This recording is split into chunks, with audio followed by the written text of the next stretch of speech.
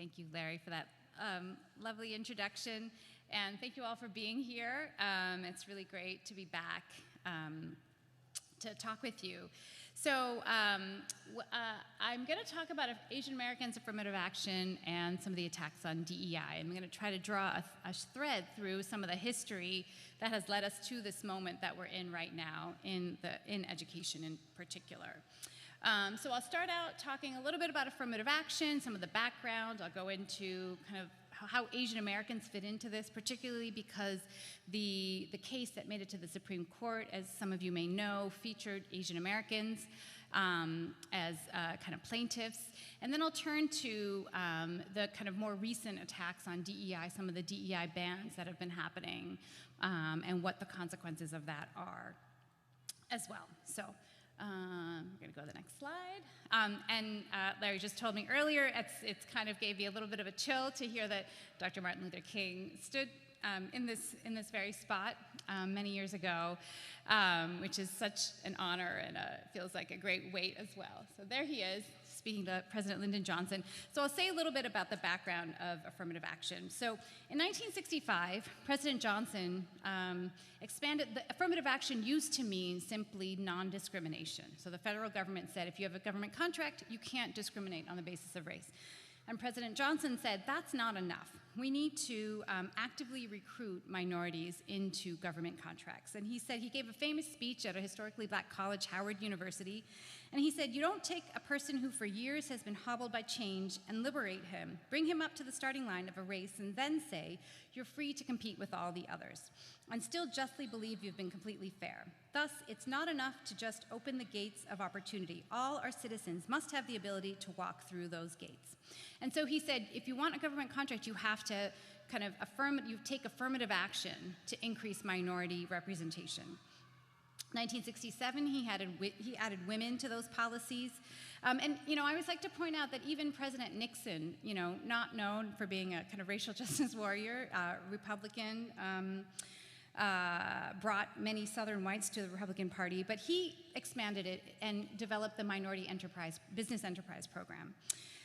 Now, meanwhile, that was the federal government, and in higher education, colleges were on their own developing affirmative action programs. So in the 1960s, elite private colleges and some selective publics like UCLA, University of Michigan, Berkeley, started these small programs where they recruited cohorts of African Americans to their colleges, and that grew over time, both in terms of how many colleges were doing this and how many students they were recruiting. And it was really their desire to be seen as morally upright, kind of forward-thinking people in the kind of during the civil rights movement that led to that. I'm gonna keep my eye on the clock. So fast forward. So this was during the 1960s, and by the 1970s, there were cases that made it to the Supreme Court attacking affirmative action. So slowly, as the increase in African Americans in elite higher education grew, so too did the claims of kind of reverse discrimination.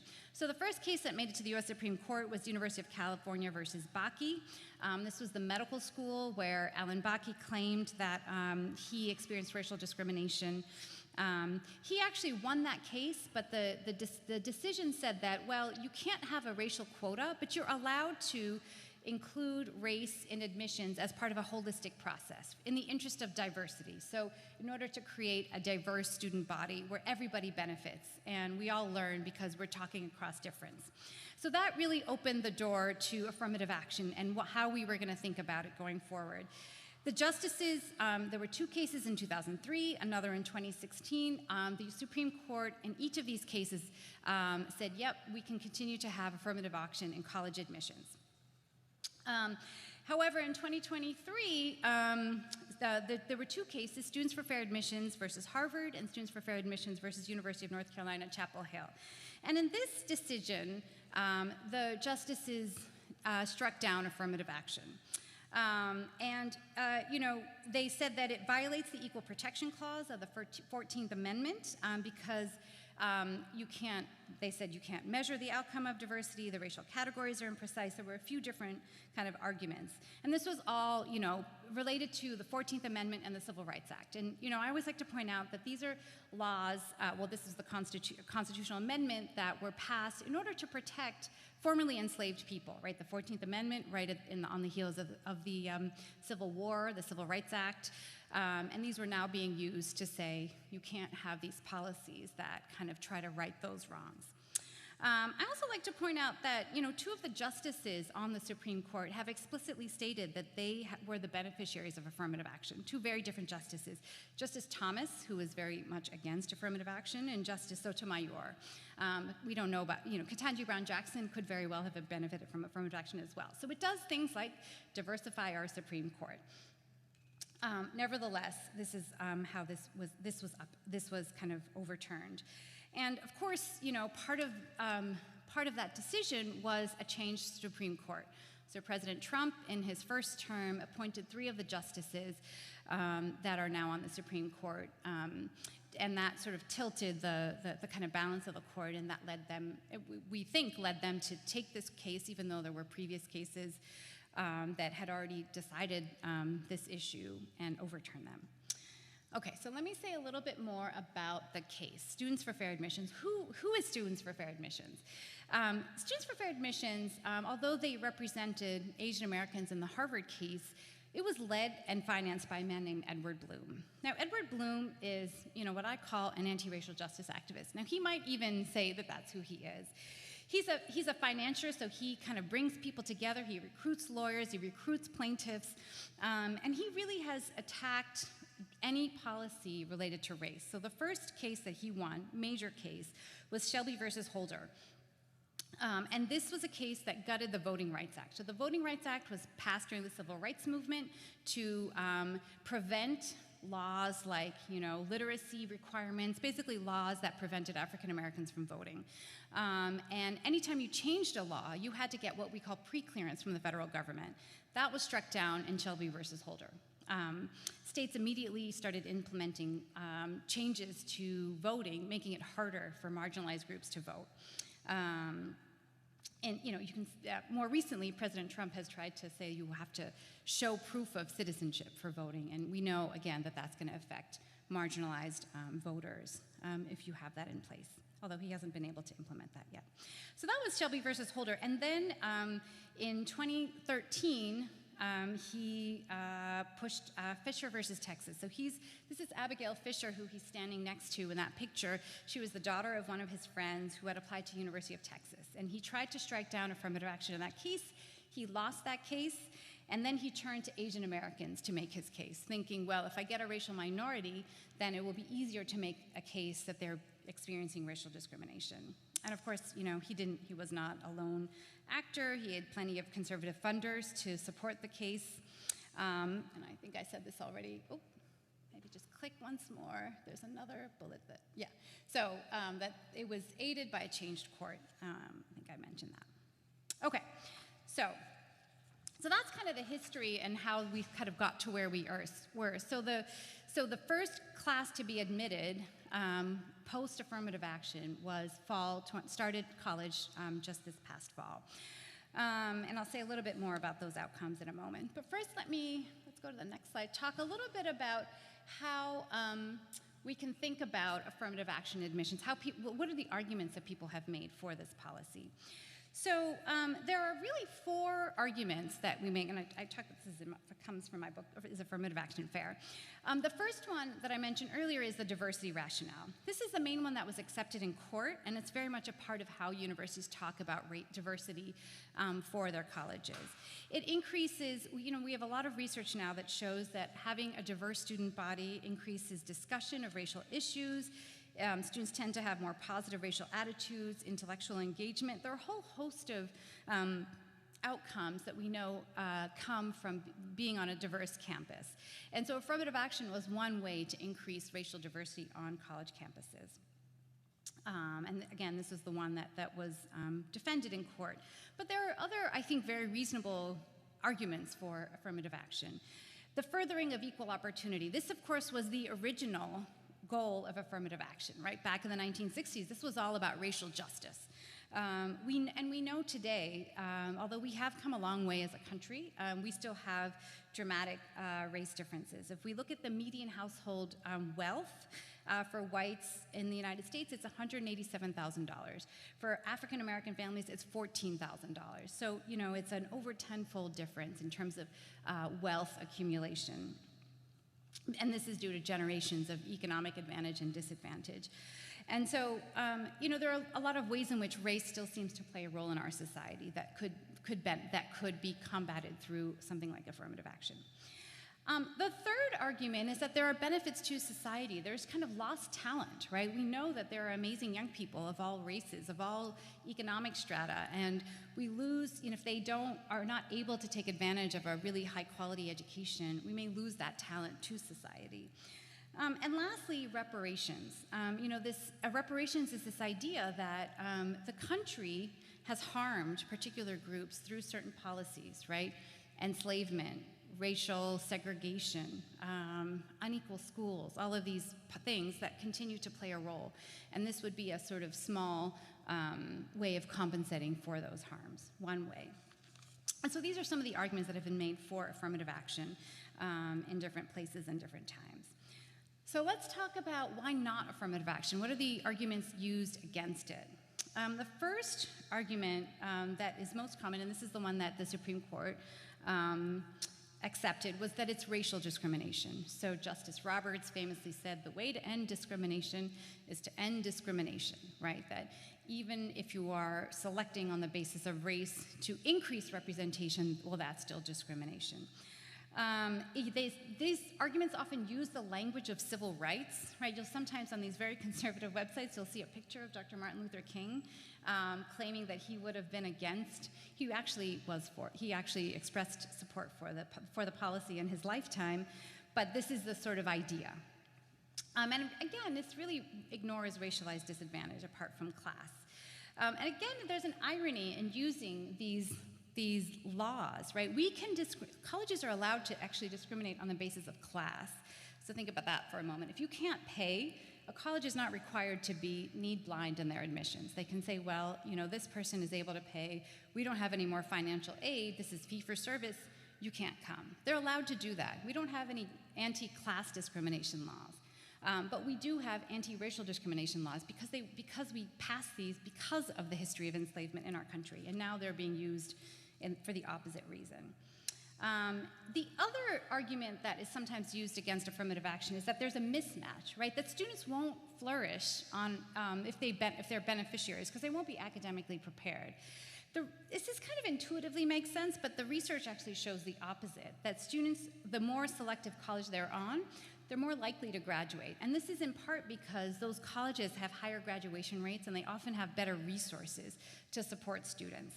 And so, you know, there was a study that showed that students are more underrepresented minority students are more likely to go into STEM fields, to graduate, if they are going to that higher status college, in part because of affirmative action. So that doesn't really hold up to some of the data that we know. Okay. So what happens when affirmative action ends? We're going to go to the next slide. So prior to this 2023 decision, there were 9 states that already had bans, and that applied to their state schools. And that was through either a referendum where the voters voted on the issue, or in some cases, the state legislature. And what we have seen in those places is continued declines in Black, Latinx, and Native American enrollment in their state schools, fewer graduate degrees from underrepresented minorities, declines in medical school enrollment, and overall decline in wages for Latinx applicants to the UC system. And so this is what we know from these prior studies. So California, for example, banned affirmative action starting in 1998 because of a referendum. And so we have 25 years of data to look at what happens when you do this. We have one cohort of data that has come out since the ban in 2023. We're about to have another sometime in September or October. That data will start coming out. And we see an overall, there's a lot of noise, you know, there's a lot of variation. But overall, we see a decline in Black student enrollment in particular. And, you know, this case was supposedly about Asian American discrimination. but I don't see any consistent increase in Asian American enrollment after this decision. So, this idea that, Asian Americans were being shut out and now that that's going to change because of the decision doesn't seem to be holding up. But again, it's early on, we'll have to see. I think another thing I wanted to point out, we'll go to the next slide, related to Asian Americans, is that Asian Americans overall express support for this policy. Obviously, there's variation, just like any other racial group. But this is a poll that was taken prior to that decision, but you see that there's differences between Asian American groups, but overall, high support for affirmative action. Now, I will say, just a caveat, that responses to polling questions about affirmative action are so sensitive to how you ask the question, so it can vary a lot. But overall, support. So, there were Asian Americans, of course, who supported this lawsuit, but I don't think that, it's easy to see because Asian Americans are the face of this case that was the norm, but that wasn't really the norm. Now, let's go to the next slide. Do Asian Americans experience racial discrimination? Absolutely, right? In the corporate workplace, people have written about what we call bamboo ceilings, right? This idea that it's hard to go from, being like from the worker to being promoted to the C-suite or executive positions. We've seen that, and there's been plenty written about that. In the face of COVID, September 11th, Asian Americans have experienced kind of pretty dramatic, literally physical violence in public because of racialization. So this is not to say that Asian Americans do not experience racial discrimination. It just seems like if we're looking to address racial discrimination towards Asian Americans, college admissions is not the first thing that I would think of if I cared about. I do care about this issue and what I worry about. So you can see pretty healthy representation. This is taken at the time of that case. Asian Americans were about 25% of Harvard undergraduates were from the U.S. compared to about 6% of young adults in the United States. Now that doesn't mean there's no discrimination, right? Because it could be that Asian Americans are just higher achievers, and Asian Americans actually are achieving at very high levels academically. So I don't think that's a foolproof reason to say that there's no discrimination, but it certainly doesn't make me worry as much. Let's go to the next slide. But what about, there was data that came out from this case that said, well, Asian Americans tend to have higher test scores and GPAs than their peers who get admitted to Harvard in particular. So there was all this data that came, it's like as a sociologist, is like my dream, right? All this data came out after the case because of the case, and that people could really dig into. And we saw that it's true that for the admitted students, Asian Americans, it seems like they needed to have higher test scores and GPAs to get into Harvard than their white peers, and all other racial groups, including whites.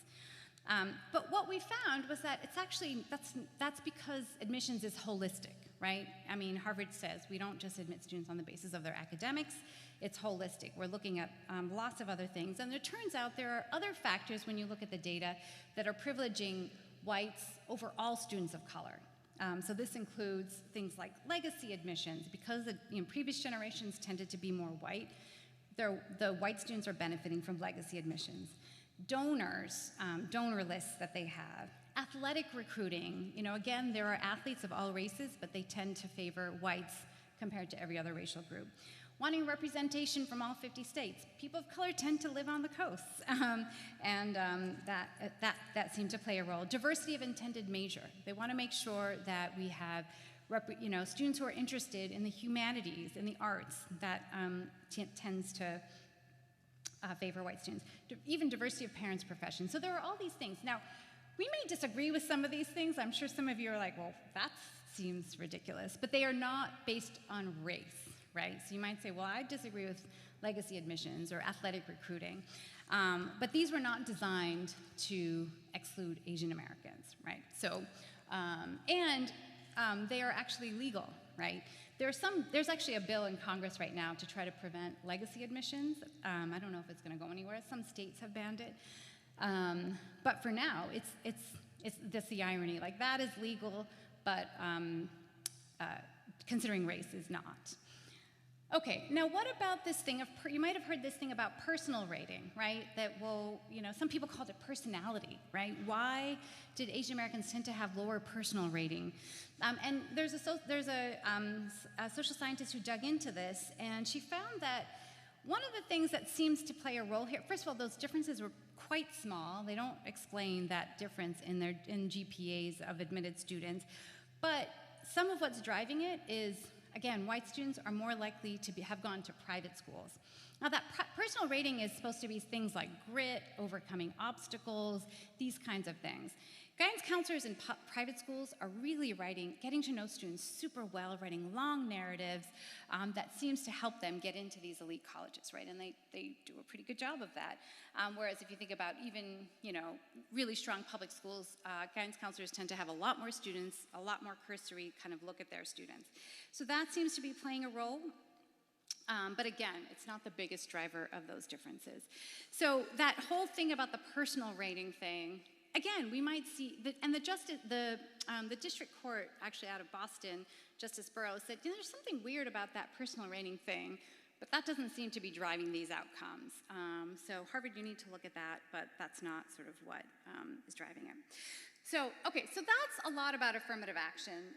So I thought I would pivot now to say that, if we think about the arc of kind of politics over the last 10 years, we had the first Trump administration. We had the dramatic change in the US Supreme Court because of these 3 justices that President Trump appointed that led to the end of affirmative action.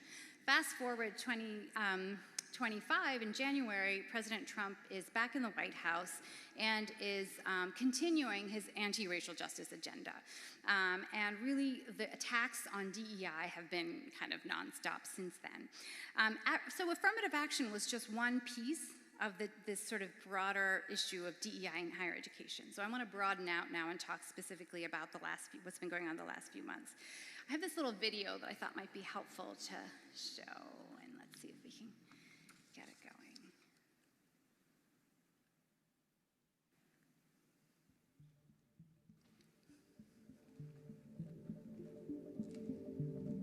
2 conservative think tanks, the Manhattan and Goldwater Institutes, released model legislation aimed at dismantling DEI efforts at public colleges in 2023.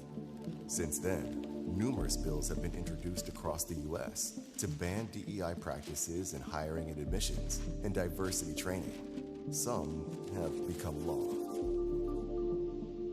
What exactly is DEI and why the push to ban it? DEI stands for diversity, equity, and inclusion, and it's rooted in anti-discrimination laws that sprouted from the civil rights movement of the 1950s and 60s, and more recent accreditation standards. By using data, policy, and interventions, DEI advocates say they can root out discrimination on college campuses and eliminate racial disparities.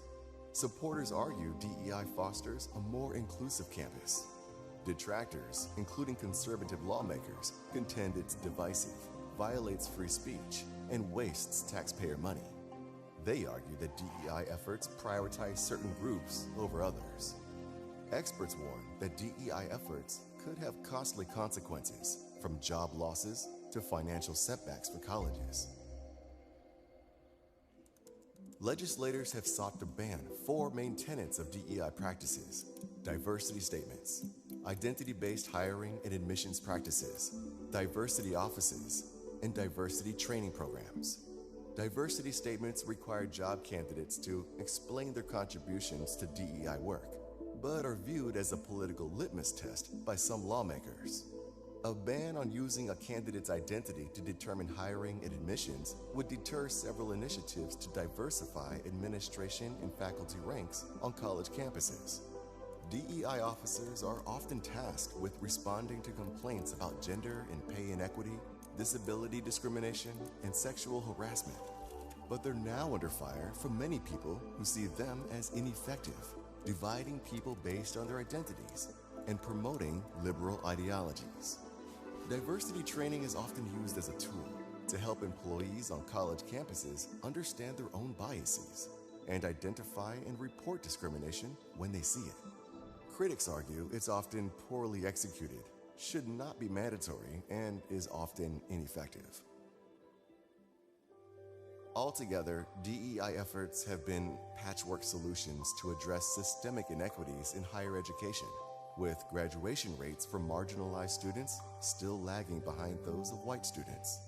In states where anti-DEI bans have become law, college administrators have renamed multicultural centers, laid off DEI officers, and pledged to open up services for everyone on campus, no matter their identity.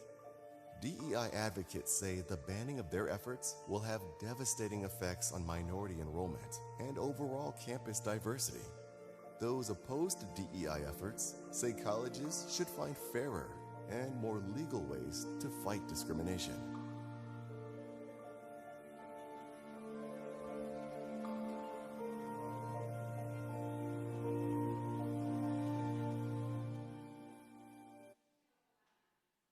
Then trying to summarize all of that, that video really captures a lot of where we are right now. So January comes around, and the president very quickly implements bans on certain words and tries to sort of root out some of these issues in the federal government. I don't know if you can see some of this, but this is early on in January.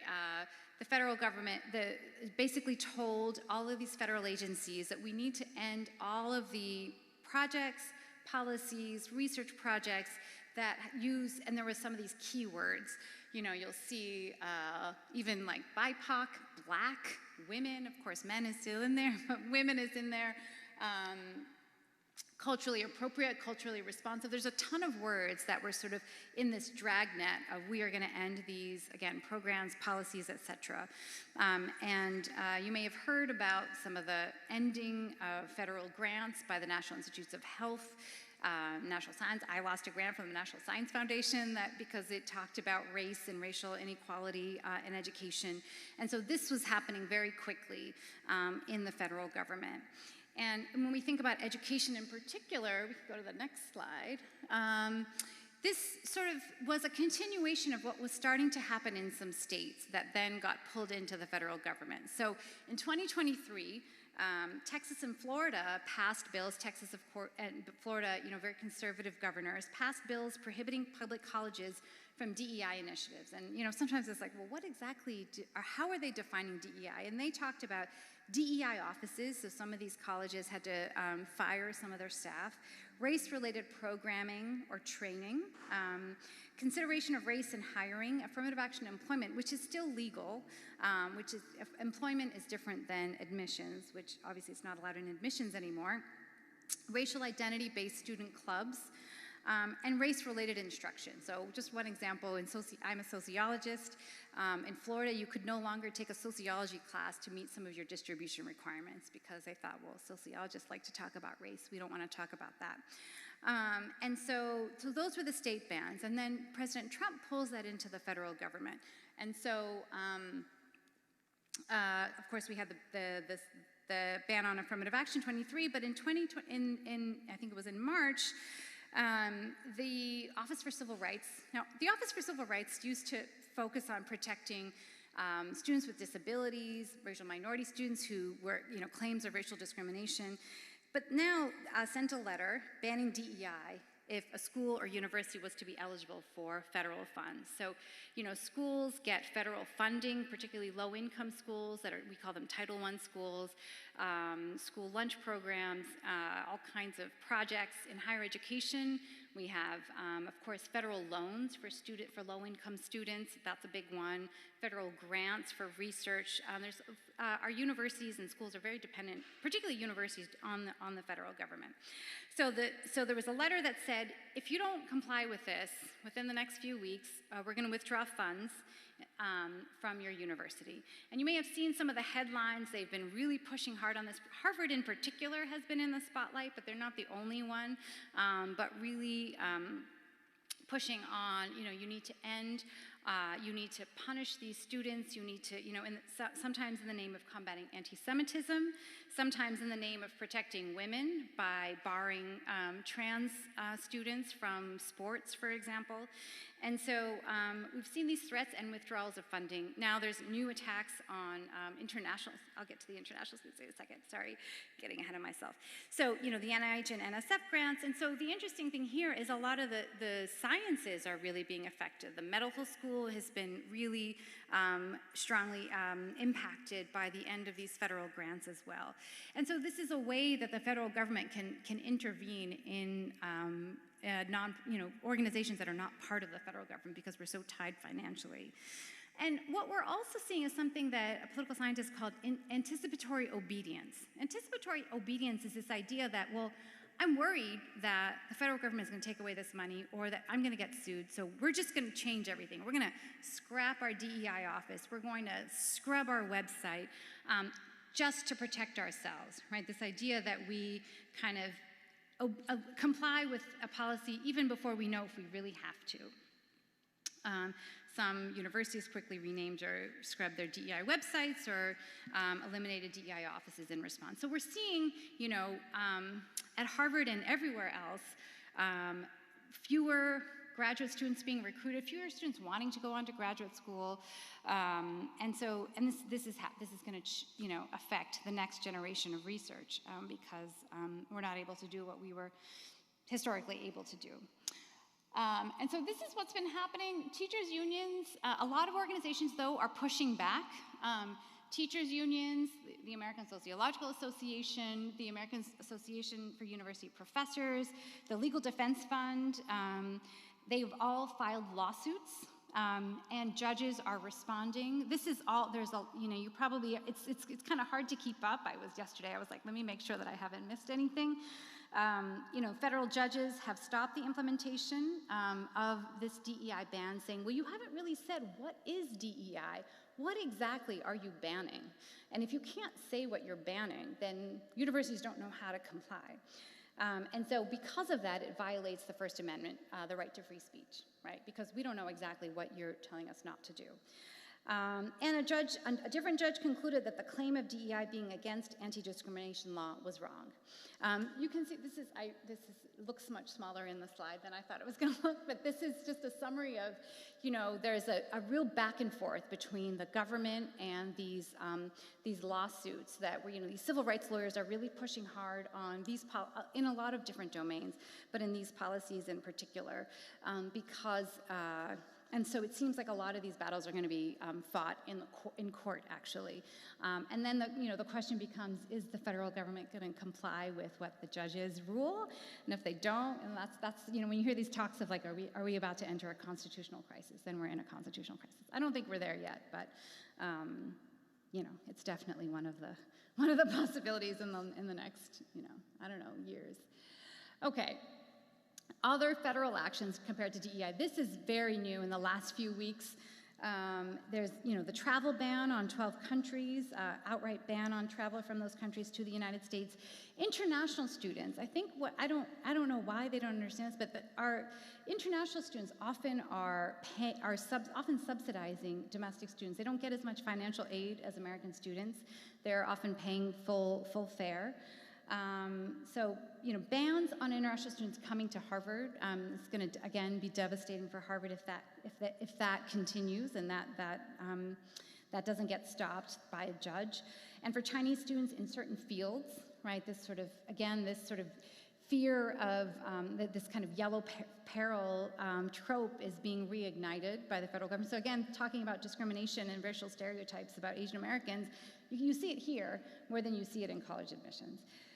Other student visa applications are actually on hold right now. They're not doing interviews because they want to check student social media accounts, right? And so, and attacks on accreditation. So accreditation is basically the legal framework that says, okay, yep, you're a legitimate university. Now, a place like Harvard maybe doesn't need that, but smaller universities, they need to be accredited so that the federal government says, yep, we think you're a solid university. You are eligible to give students federal financial aid. So a student can come to university and get federal financial aid. They have already they've told Columbia University's accreditor that they think Columbia is in violation of the federal anti-discrimination laws and should not be reaccredited. If that happens, students cannot get federal financial aid to attend Columbia University. So they're really pushing hard, in the name of, combating anti-Semitism. And I think a lot of Jewish students are saying, this is actually not doing, what you say it's going to do. So that's where that is. A lot of this remains to be seen. The next 4 to 6 months, we're really, going to see where things land in terms of our international students, in terms of accreditation. There's a real rolling back in higher education because of these attacks on DEI in particular through the federal government. And so I think there's a thread from, Harvard to the sort of affirmative action to where we are now, and we'll have to see where we go. So let me just wrap up by saying a little bit about how I think about where we go from here. So, beyond, if we think about college admissions, beyond affirmative action, I think we really need to stop thinking of admissions as an evaluation of individual worthiness. And I think this is where we get tripped up, particularly as Asian Americans, in the college admissions thing. We think, okay, we work hard, we push our kids to work hard, and they, quote unquote, deserve to get into these colleges, right? Admissions has gotten so crazy that, there are so many, and there's so many wonderful, amazing young people in this country, and there's just not space for all of them at any one particular college. So we have to stop thinking about this as like a reward for good, whatever behavior, working hard, being smart, what have you. Of course, we should encourage young people to work hard, follow their passions, do their best, but not treat college admissions as a kind of judgment of your worthiness as an individual. And because it's not, right? There's so many other things at play. Colleges are really trying to fulfill their mission, right? A diverse student body. We want people who, we have to meet our bottom line, right? That's why we have, legacy admissions, as gross as that is, they have to pay the bills, and that seems to help them pay the bills. And so financial aid, they have a certain financial aid budget, and so thinking about all of those things together is how they end up making these decisions. The second thing is avoiding anticipatory obedience, right? Now, there's a fine line, and I never would have wanted to be a college president. I certainly would not want to be one right now, because they're walking this very thin line. People's jobs and lives, their students' lives are on the line here, right? Are those international students going to get a visa? Are our students, going to have a university as we know it, a spot in graduate school, on the one hand? On the other hand, being able to push back at the federal government and say, you can't do that, this is not right. At what point do we become a shell of a university? And so how do we avoid anticipatory obedience and just, okay, we're gonna cancel all these things, we're gonna not say the word race, we're not gonna have classes on race, we're not gonna talk about the history of race in the United States because we're worried about being sued. We saw that at Columbia University, right? They really tried to comply, and the federal government came at them anyway. So avoiding anticipatory obedience as organizations. Thirdly, I think we can push back, both as organizations, but as individuals, right? Many federal actions are being contested in court. So, I had this moment a few months ago, I was like, oh, I should have gone to law school. All these civil rights lawyers are really doing amazing work, working incredibly hard. Our Attorney General, I'm so, happy to see all of the pushback that she's done as, for our state, towards the federal government. And other avenues as individuals are, going to protest, writing to our legislators to say, hey, I disagree with this. Hey, you need to push back on this.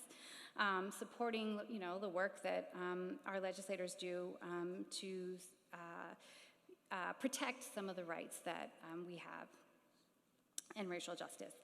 And lastly, I just think that, we need to do a better job of engaging with people we disagree with and in productive dialogue.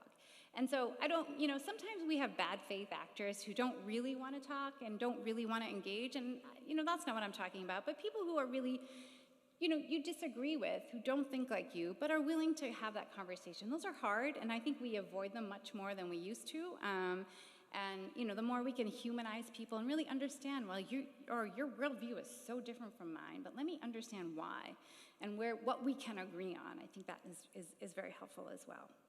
So, I'm cautiously optimistic that things will turn around, that we can protect higher education as we know it, efforts to promote racial justice. I do think it's a long road ahead, but I think we all have a role to play in what we can do to sort of move this work forward. And so let me stop there, and I'd love to hear your thoughts and any questions as well.